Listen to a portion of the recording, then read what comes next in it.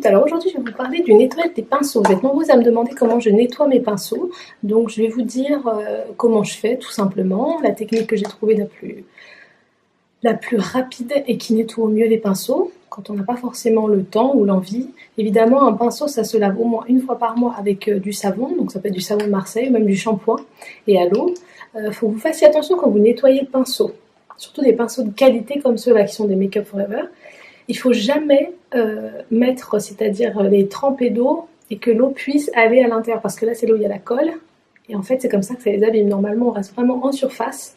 Et toujours, quand ils sont bien humides, les poser comme ça sur un radiateur pour qu'ils ne sèchent jamais comme ça. Sinon, l'eau va pénétrer à l'intérieur. Et ça va vous les abîmer, en fait, au fil du temps. Donc, ici, moi, qu'est-ce que j'utilise? Tout simplement des choses vraiment très classiques. Un démaquillant pour les yeux biphasé. Donc ça se secoue, c'est super parce que c'est pour démaquiller le maquillage waterproof. Ça vous retire tout très très vite. D'ailleurs, c'est ce que je recommande aussi pour les yeux, pour ça qui se maquille. Beaucoup le regard.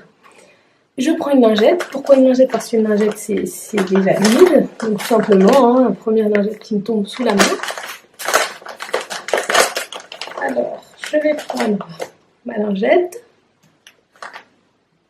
mon produit. Je vais aller en mettre directement. J'ai l'impression de faire une émission pour le ménage. Donc, voilà, ici, sur la lingette. Et alors ensuite, on prend le pinceau directement. Et puis, vous allez vraiment le frotter sur la lingette. On n'hésite pas à bien désincruster. Alors, parfois, il y a beaucoup de matière, surtout le fond de teint, en fait. C'est ce qui est le plus dur à retirer. Donc, pour le fond de teint, hop. Vous n'hésitez pas à reprendre le produit, on le secoue comme une fois et on va aller en mettre directement dessus. Une bonne quantité. Et là, pareil, jusqu'à temps qu'il n'y en ait plus. Donc parfois c'est vrai que ça nettoie un peu en surface, il en reste entre les poils. Donc ça, pour vraiment le désincruster, qu'est-ce qu'il faut faire? Il faut nettoyer au savon Marseille et à l'eau, comme je vous disais, mais ça on ne peut pas le faire non plus tous les jours. Ou sinon le laisser un peu tremper les pointes dans ce genre de produit. Donc pareil pour les gros pinceaux, ce genre de pinceau là, vous y allez, hop, on tourne, voilà. Après, il faut les laisser sécher à plat, d'accord. J'en ai encore un autre parce que c'est souvent les gros pinceaux qui posent problème, qui sont bien incrustés, donc c'est vrai qu'il faut y passer quand même un peu de temps. Ça nettoie en surface quand on fait ça rapidement, mais si vous voulez vraiment les nettoyer à fond, c'est l'eau et le savon.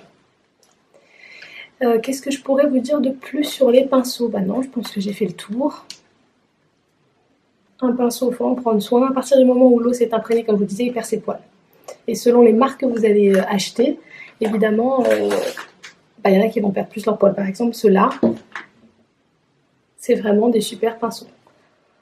On a le 130 de chez Make Up Forever, le 128, et celui-là, il n'y a plus de numéro. C'est le pinceau fond de teint. Donc je les recommande vivement toute cette gamme parce que c'est vrai que ça fait déjà un moment que je les ai et ils ne bougent pas.